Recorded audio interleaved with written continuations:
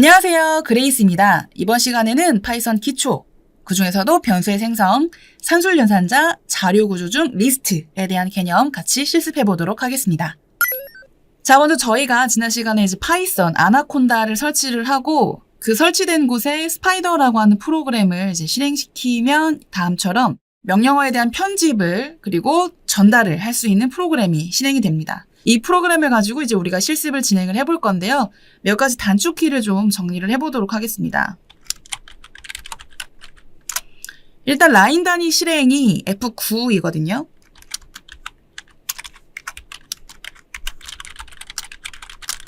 그러니까 실행키가 되겠죠. 그리고 뭐 이렇게 제가 여러 라인을 동시에 주석 처리를 하고 싶다라고 한다면은 이렇게 드래그로 영역을 먼저 선택을 해주시고 컨트롤 1이 주석 처리고요. 다시 컨트롤 1을 누르면 주석이 해제가 됩니다. 그래서 필기 같은 거 하실 때 명령어 전달되는 부분만 딱 남겨두시고 나머지는 다 주석 처리를 해주셔야 뭐 프로그램에 오류가 발생하지 않겠죠?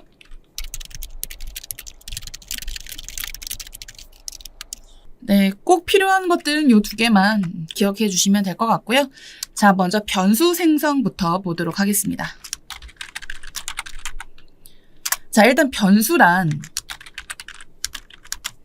우리가 이제 프로그래밍을 하게 되면은 무언가 내가 연산한 결과를 계속 반복 사용하게 되는 경우가 많아요. 그래서 예를 들면 뭐 3 더하기 5를 했는데 이걸 저 뒤에서 또 필요로 할 때라고 한다면 그 3 더하기 5가 간단하니까 3 플러스 5라고 하는 걸 반복할 수 있겠지만 만약에 이게 굉장히 복잡한 몇 줄 단위의 연산 결과였다라고 한다면 그걸 계속 다음에 갖다 붙여서 이어서 계속 쓸 수가 없잖아요. 번거롭잖아요. 그래서 이런 것들을 해결하기 위해서 어딘가에 저장을 해둘 수가 있습니다. 따라서 이런 저장을 위해서 객체를 생성하게 되는데 그걸 변수라고 표현을 하고요. 변수라고 하는 건 쉽게 생각하면은 계속 값이 변한다. 그래서 A1에다가 나는 3을 저장해 놨지만 다시 덮어쓰게 되면 뭐 5라고 하는 다른 숫자가 입력이 될 수도 있다. 뭐 이런 측면에서 변수라고 생각하시면 조금 더 기억이 쉬우시겠죠? 네, 간단히 값을 저장하기 위한 객체라고 정리를 하도록 하고요. 이때 이제 변수의 명령 규칙이라고 하는 게 있습니다. 말 그대로 이제 변수 이름을 어떻게 지정할 거냐인데 사용자가 직접 지정을 하면 되는데요. 대소를 구분합니다. 그래서 여러분들이 이제 대문자로 썼다라고 한다면 반드시 대문자로 변수를 다음 라인에 전달하실 필요가 있겠고 숫자로 시작이 불가합니다. 하지만 숫자를 포함할 수는 있겠죠. 네, 대체적으로 저는 숫자를 포함한 변수를 선언하는 걸 좀 선호하는 편이고요. 그리고 특수기호 같은 것들이 대체적으로 삽입이 불가합니다. 근데 뭐 언더바라던가 이런 것들은 이제 가능하죠. 하지만 대체적으로 삽입이 불가능하다라고 생각하시면 좋을 것 같고 또 하나 이제 중요한 게 예약어라고 하는 부분이 있어요. 예약어라고 하는 거는 이미 프로그램 단에서 정의가 된 이름이라고 보시면 되고 뭐 함수명 아니면 함수 내에 인자명 기타 뭐 패키지 이름 혹은 뭐 if문 같은 if, for, while 이런 건 이미 우리가 이런 걸로 사용하겠다라고 약속되어 있는 단어잖아요. 이런 것들은 절대 변수의 이름으로 사용하시면 안 됩니다. 예기치 못한 프로그래밍 오류를 발생시킬 수 있고요. 특히나 여러분들이 이런 거 많이 하시거든요. sum. 근데 사실 여기 보시면 자동화성이 되잖아요. 이게 함수가 있거든요. 당연히 총합을 구하는 함수인데 요거를 나도 모르게 이제 변수를 생성했다라고 한다면 나중에 이제 sum이라고 하는 함수를 사용해야 될 때 혹시나 잘못 실행될 수가 있기 때문에 이런 것들은 쓰지 않고 웬만하면 뭐 sum 1 혹은 언더바 1 혹은 뭐 vsum 이런 식으로 처리를 해주시는 게 좋겠습니다. 자, 숫자값 처리 가능하고요. F9 그러면 우리가 변수의 값을 대입 여기서 이퀄 가지고 변수의 값을 대입한다라고 보시면 되겠고요. 네. 선언이 된 객체는 조회가 가능하죠. F9 그래서 조회를 해보시면 됩니다. 당연히 문자에 대한 값을 삽입할 수도 있는데요. 뭐 V1이라고 제가 저장을 하면 A, B, C, D 여기서 이제 주의하실 건 문자열의 경우는 반드시 쌍따옴표 혹은 호따옴표를 써주셔야 됩니다. 그리고 제가 여러 라인에 걸쳐 있는 문자열을 만들어야 될 때가 종종 있을 수 있는데요. 그럴 때는 제가 이렇게 해서 엔터를 치는 순간 이렇게 흰색 글자로 바뀌죠. 그러니까 이렇게 이어서 연결되지 않는다라는 개념이거든요. 그러니까 여기까지만 기억을 하는데 원래 이렇게 헛다운표로 시작을 하면 헛다운표로 마무리가 돼야 되는데 마무리가 되지 않으면서 이거를 실행을 하게 되면은 이런 오류가 발생하게 됩니다. 드래그를 해서 이렇게 실행을 시켜도 뭔가 여기서 끝이 나지 않았다라는, 그래서 끝이 나지 않은 형식으로 이렇게 에러를 뿌려주고 있고요. 따라서 이런 경우, 즉 여러 라인에 걸쳐 있는 문자열을 하나로 지정하고 싶다, 변수로 저장하고 싶다라고 한다면 얘를 3번 써주시면 됩니다. 네, 그러면 이제 색깔이 변했죠? 이거는 처리가 가능하다는 얘기고, 이렇게 드래그 해가지고 F9를 해보게 되면 이 라인 자체가 실행이 되고요. V2라고 하는 변수를 제가 한번 무엇이 저장되는지 한번 확인을 해보기 위해서 봤더니 다음처럼 이렇게 출력이 되고 있고요. 여기 보이는 역/n이라고 하는 건 엔터의 의미를 갖고 있습니다. 따라서 A, B, C, D 엔터, DF 쪽 엔터, 엔터 이런 식으로. 그래서 여러 문자열,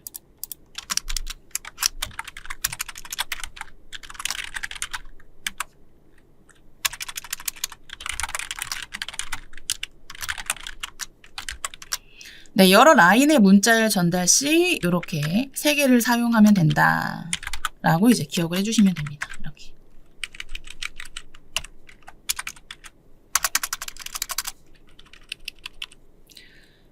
네, 그래서 이제 변수라고 하는 개념 잘 기억해 주시고, 뭐 나중에 여러 함수 같은 것들을 우리가 결과를 얻게 되면 그 결과를 저장해 둘 수 있다라는 개념이 되겠죠. 자, 그 다음은 이제 모듈이라고 하는 거를 이제 정리를 한번 해볼 건데요. 모듈. 사실상 R로 따지면 패키지죠. 즉 함수의 묶음이고요. 이 함수의 묶음을 파이썬에서는 모듈이라고 부릅니다. 반드시 R에서도 패키지를 다운받으면 라이브러리라고 하는 명령어로 로딩을 시켜놓고 현 세션에 로딩을 시켜놓고 해당 패키지 안에 있는 함수를 가져다 쓰시잖아요. 파이썬도 마찬가지 모듈을 뭐 기본 모듈이든 외부 모듈이든 모듈을 먼저 메모리에 올려놓고 그 다음에 모듈 안에 있는 함수들을 사용하시는 건데요. 이 모듈의 내용을 메모리에 올리는 과정을 import라고 하는 함수로 처리가 가능합니다.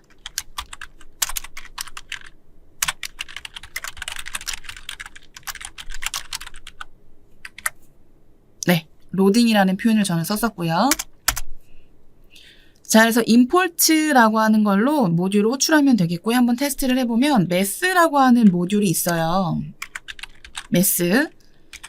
자, 여러분 트렁크라고 하는 함수 아시죠? 뭐 라운드도 아실 거고, 예를 들면 뭐 라운드 해가지고 1.5 하게 되면 이거는 반올림이니까 2라고 하는 숫자가 나와야 되잖아요. 그러면 라운드의 반대가 트렁크죠. 그래서 트렁크는 버리는 거니까, 그래서 출력이 될 걸로 보여지는데 trunk is not defined라고 뜬다는 얘기는 이런 함수가 없다는 얘기거든요. 라운드는 기본 함수입니다. 근데 트렁크라고 하는 이 버림 함수는 이상하게도 기본 함수로 들어있지 않아요. 그래서 mass라고 하는 모듈을 호출해야지만 가능한데,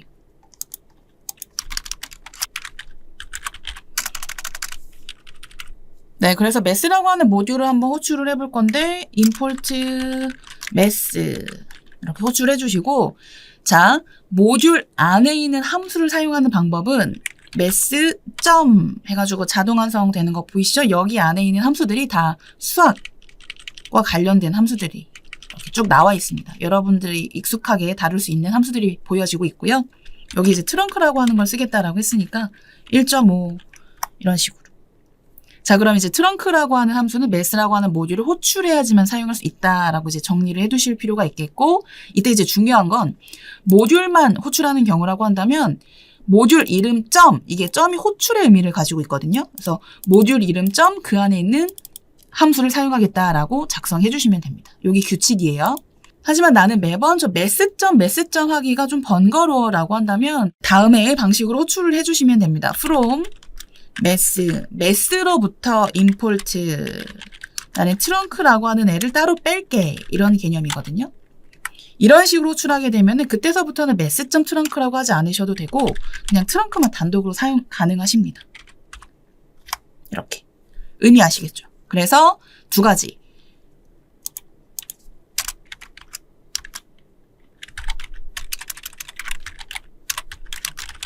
네, 모듈을 호출하게 되면 이럴 때는 하위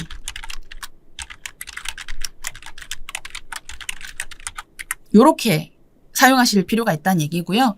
두 번째,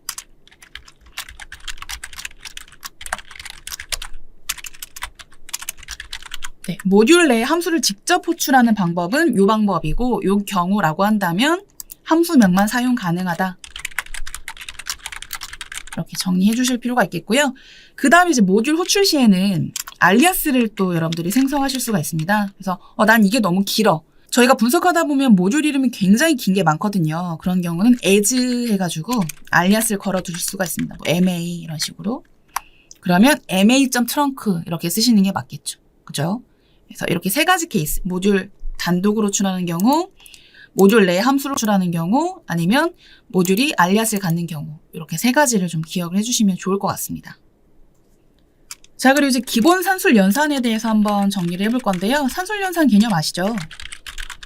당연히 더하기 빼기 나누기 다 됩니다. 3 더하기 2 가능하고요. 3 나누기 1.5 가능하고 또 빼기 당연히 가능할 거고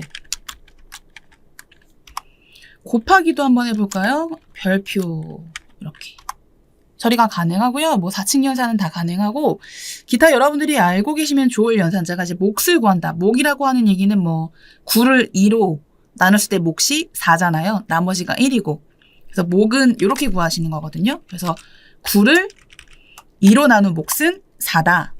그러면 나머지는 뭐겠어요? 9를 2로 나눈 나머지는 1이잖아요. 나머지는 여기서 퍼센트를 구하시면 됩니다. 이렇게. 그래서 여기가 몫. 그리고 나머지. 이거는 기억하실 필요가 있겠죠.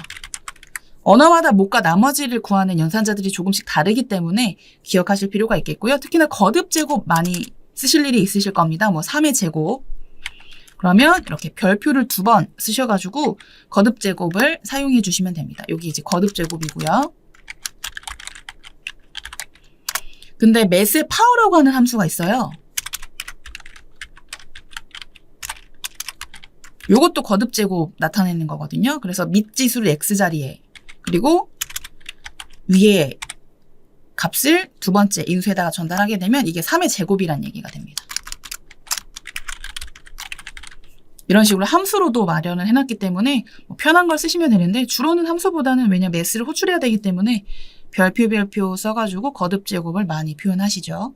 네, 기타 나머지 평균, 민맥스 이런 것들은 나중에 numPy라고 하는 모듈을 사용할 때 다시 정리를 한번 해보도록 하겠고요. 기본적인 산술연산에 대한 내용들만 보시면 되겠습니다. 자, 이제 자료 구조를 볼 텐데요.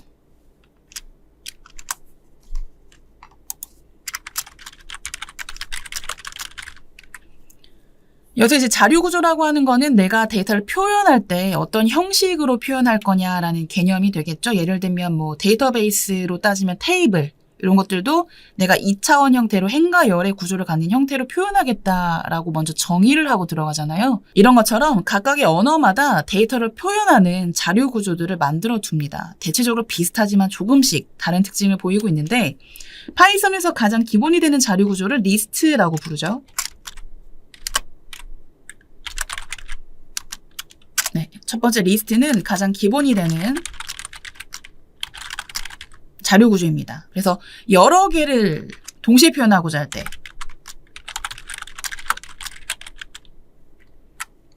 여러 상수를 동시에 묶어서 전달해야 될 때 여러 상수를 동시에 묶어서 저장해야 될 때 이럴 때 이제 가장 많이 사용하는 게 리스트라고 하는 자료 구조고요.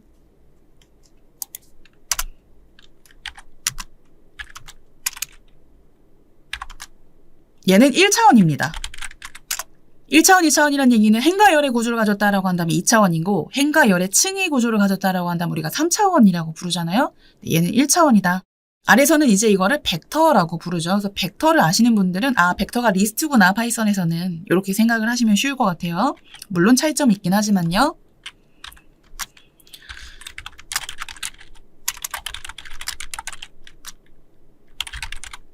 네, 아마도 아래서의 벡터와의 차이점은 이 부분일 것 같은데요. 서로 다른 데이터 타입이 가능하다. 사실상 아래 벡터는 숫자면 숫자, 문자면 문자가 가능했지만 리스트라고 하는 거는 숫자, 문자가 같이 혼합돼서 저장될 수 있습니다. 한번 볼게요. 자, 리스트의 생성부터 보도록 하겠습니다.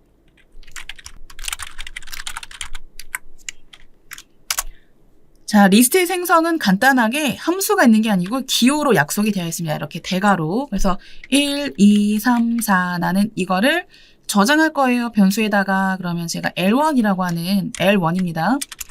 리스트의 L자 약자예요. 자, 그럼 이거를 L1이라고 하는 변수에다가 저장 한번 해볼 텐데요. 이렇게. 네, 다음처럼 이렇게 보여지고 있고요. 여러 개를 묶기 위한 용도로 리스트라고 하는 자료 구조를 만드는 거구나 라고 생각을 하시면 됩니다. 그 다음에 문자를 갑자기 제가 여기다가 이렇게 넣게 되면 요거는 문자잖아요. 그러면 1, 2, 3은 숫자고 4는 문자니까 서로 다른 데이터 타입이 들어가는 상황인 건데 잘 되고요.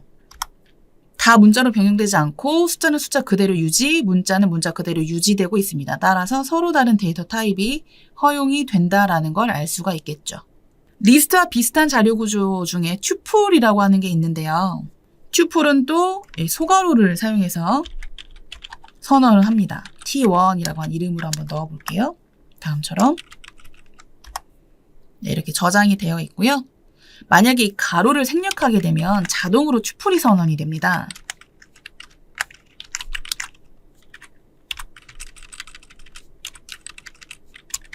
이렇게요. 자, T2를 한번 확인을 해보면 다음처럼 이렇게 묶여져서 튜플 형식으로 보이는 게 확인이 되실 겁니다. 따라서 마치 여러 개가 나열이 돼서 하나의 객체로 저장될 수 있는 것처럼 보이겠지만 내부적으로 튜플이라고 하는 자료 구조에 담아서 동시 전달하는 형식이거든요. 따라서 이런 형식은 가급적 피해 주시고 우리가 데이터를 여러 개를 담기 위한 목적으로는 이제 리스트를 많이 사용하고 있기 때문에 반드시 대괄호와 함께 여러 개를 전달할 때는 대괄호와 함께 표현을 해주시면 되겠습니다. 자, 색인이라고 하는 걸 볼 텐데요.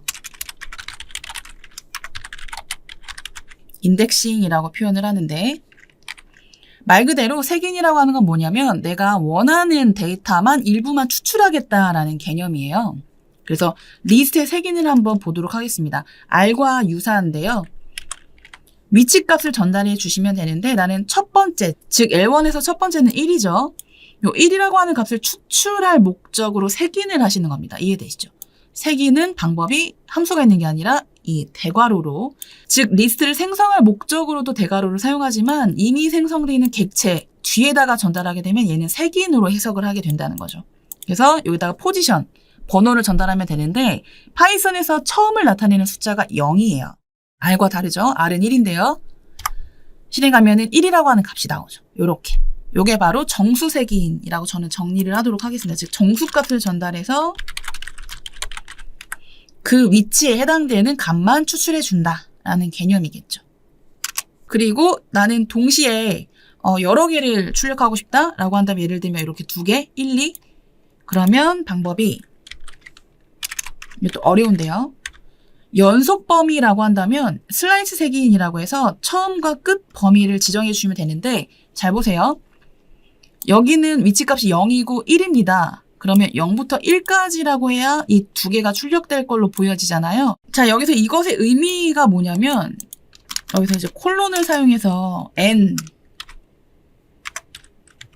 m을 쓰게 되면 이게 무슨 얘기냐면 n부터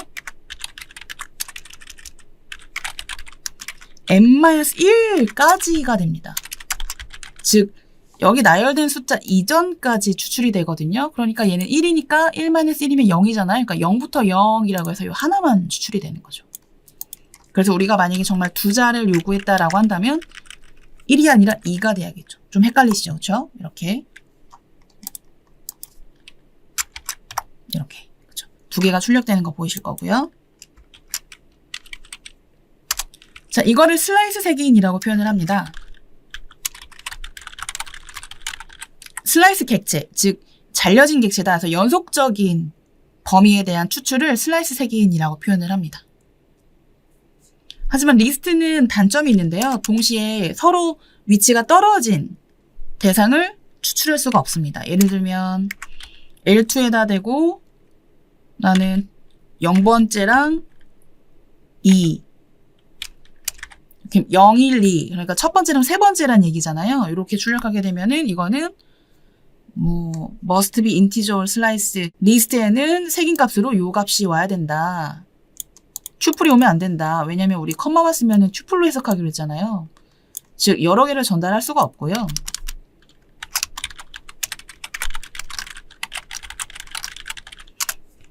그리고 이거를 그래 그럼 하나로 묶어서 전달하면 어때? 아래선 이렇게 하게 되는데요. 즉 0과 2라고 하는 걸 일단 하나로 담아서 색인, 바깥에 있는 대괄호가 색인이겠죠? 색인에다가 전달하는 것도 역시 안 됩니다.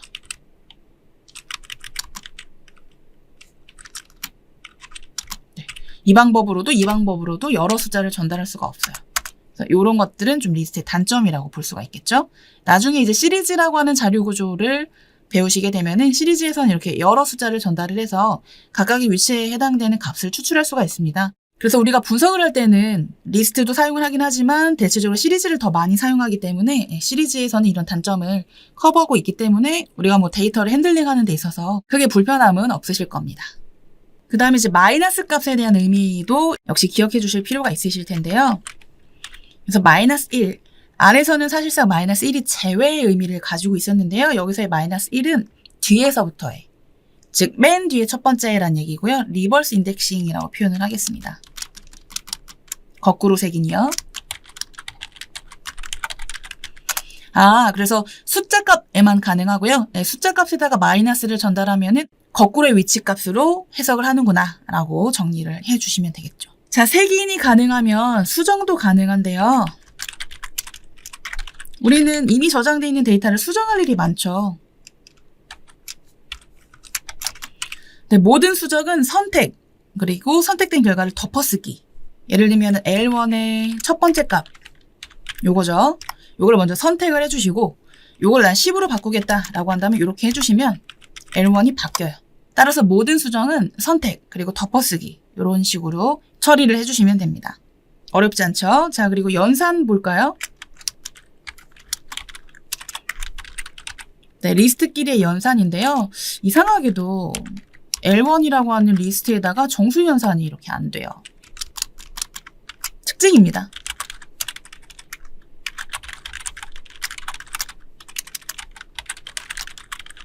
그리고 L1이 1보다 커라고 하는 조건도 전달이 되지 않습니다. 아마 R을 공부하신 분이라고 한다면 벡터에다가 1을 더하는 거 너무 잘 되고 벡터 각각의 원소마다 1보다 크냐라는 질문 너무 잘 던질 수 있죠.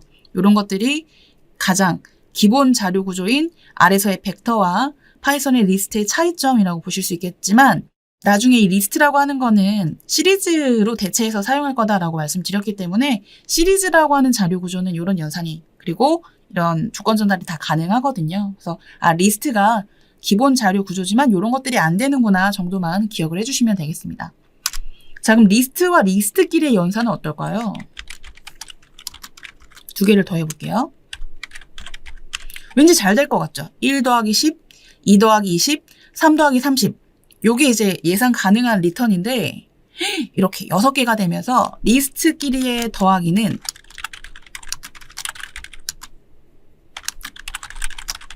네, 리스트 확장입니다. 특이하죠? 그래서 역시 연산도 되지 않는구나. 리스트와 리스트끼리의 연산도 되지 않는구나. 플러스를 하게 되면 리스트가 확장이 되는구나. 즉 리스트의 원소 추가라고 보시면 되겠습니다. 만약에 제가 L1 객체에다가 리스트죠. L1 객체에다가 나는 5라고 하는 숫자를 추가하고 싶다? 그러면 이렇게 하시면 돼요. 그럼 추가가 되죠. 그리고 이거를 덮어 쓰시면 L1에 5를 추가하게 되는 행위가 됩니다. 네, 이 점을 활용하면 이게 원소의 추가구나 라고 정리를 하실 수가 있겠죠. 물론 append라고 하는 메서드, 이렇게 점을 해보시면 점이 아까 전에 제가 호출이라고 말씀드렸잖아요. 메서드라고 하는 걸 좀 이따 정리를 하겠지만 메서드는 함수처럼 사용 가능하시는 건데 점, 이렇게 객체에다가 점, 호출해서 쓰는 형식의 함수를 메서드라고 표현을 합니다. 사용 방법은 함수와 동일해요. 자, 이런 것들이 리스트 객체에 사용 가능한 함수다라고 보여지고 있고요. 다 알고 계시면 좋을 함수들이지만 그중에 append라고 하는 걸 보면 이게 바로 리스트라고 하는 객체에 값을 삽입하는, 삽입을 도와주는 함수다라고 보시면 되겠고, 이번에 6을 삽입해 볼까요? 이러면 아무것도 안 뜨죠. 얘는 즉시 원본을 수정하기 때문이고 리턴이 되진 않지만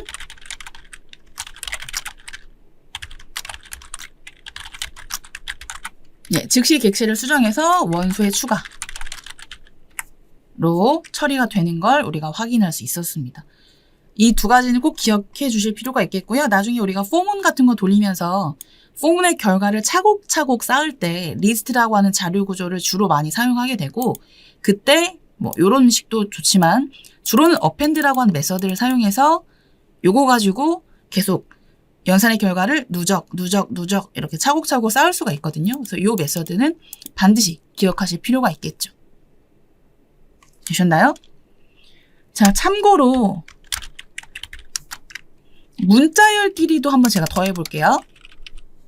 이상한 또 파이썬은 이상한 또 사상을 가지고 있는데 여러분 이게 말이 안 되죠. A 더하기 B, 1 더하기 1은 2잖아요. A 더하기 B, 이 말이 안 되는 걸 파이썬은 가능하게 해줍니다. 바로 결합입니다. 너무 특이하죠?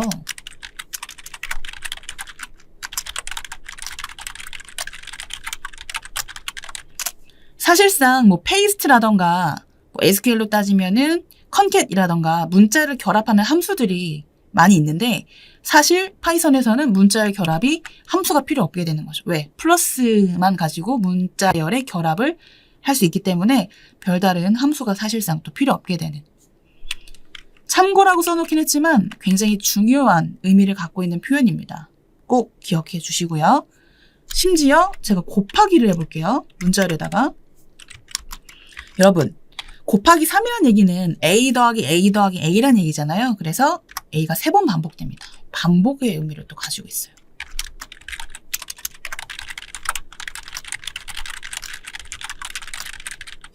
그러니까 굳이 repeat이라고 하는 함수 같은 것들도 사용할 필요가 없겠죠. 아, 자동으로 반복이 되는구나 라고 정리를 해주시면 되겠습니다. 자, 위에서 리스트와 비슷한 자료 구조가 튜플이라고 말씀을 드렸는데요. 튜플을 왜 사용하면 좋지 않느냐.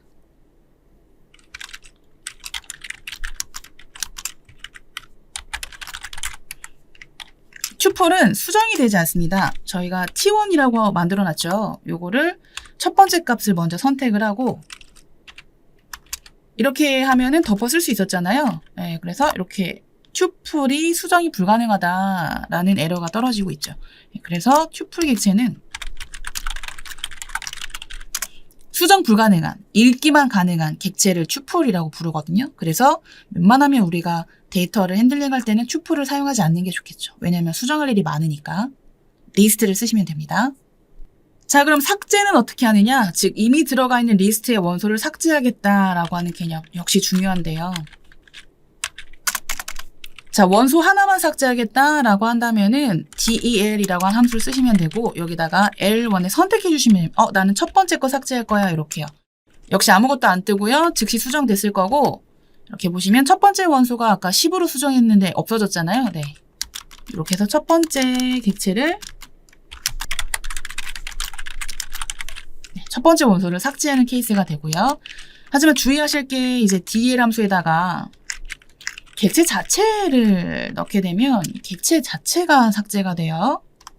이러면 L1이라는 객체는 이제는 not found 없겠죠. 그렇죠? not defined.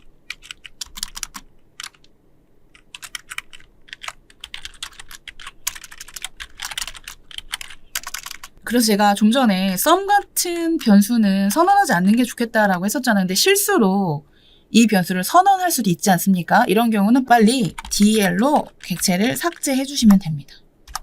아셨죠? 꼭 기억하고 계셔야 되는 표현식입니다. 자, 이게 아니라 나는 L2 볼까요? L2에 그냥 객체가 선언된 거는 두고 안에 있는 내용만 바꾸고 싶어라고 한다면 이렇게 그냥 빈 리스트로 덮어 쓰시면 됩니다. 그러면 위에 있는 DL, L1처럼 객체를 삭제하는 건 아니지만 안에 있는 내용물들이 전체 없어지게 되죠.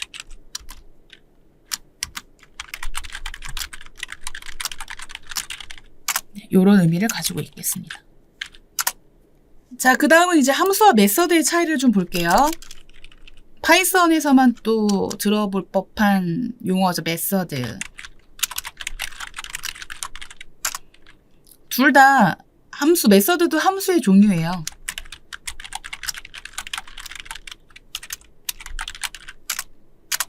그러니까 함수라고 하는 거에 메서드가 포함이 되어 있는데 이 둘의 차이점은 인수의 전달 방식이 서로 다릅니다.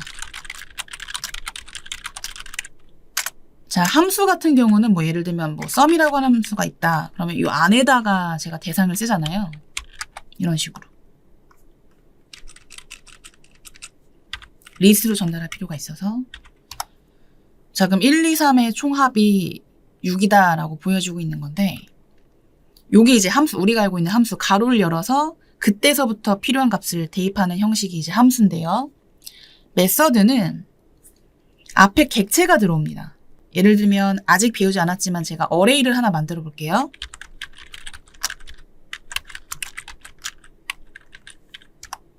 mp.array라고 하는 함수로 이렇게 어레이를 만들 수가 있고 요거를 제가 A1으로 저장을 해 두고요. 어레이에 적용 가능한 메서드 중에 sum이라고 하는 메서드가 있거든요. 요렇게. 근데 보세요. 우리는 1, 2, 3이 이미 A1에 저장이 돼 있고요. A1 객체에다가 점 호출한 거거든요.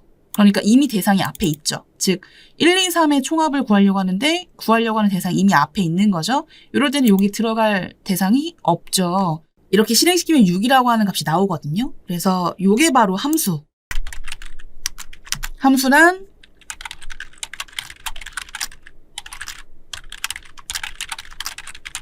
쉽게 생각하면은 요런 느낌이고요. 인수의 전달이 모두 괄호 안에서 이루어지는 거. 근데 나는 A1이라고 하는 자료 구조 점 호출입니다. 그래서 메서드는 호출해서 쓰는 거고요. 주로 객체에서 호출 가능한 형태를 얘기하고 그래서 이미 값을 객체가 가지고 있어서 이거를 여기다 A1의 값을 여기다 전달한다라고 생각하시면 되겠습니다. 요게 이제 함수와 메서드의 차이고요. 사실상 파이썬에서는 메서드를 정말 많이 활용하죠. 특히나 뒤에 나오는 지금 보고 계신 numpy라고 하는 모듈과 판다스라고 하는 모듈을 사용하게 되면 이런 메서드를 굉장히 많이 사용하게 되실 거라서 메서드의 정확한 의미를 잘 기억하실 필요가 있겠습니다. 자, 여기까지 우리는 이제 변수에 대한 개념 그리고 리스트라고 하는 자료 구조 특히 리스트의 생성, 색인 중요하죠. 수정, 그다음에 함수와 메서드의 차이,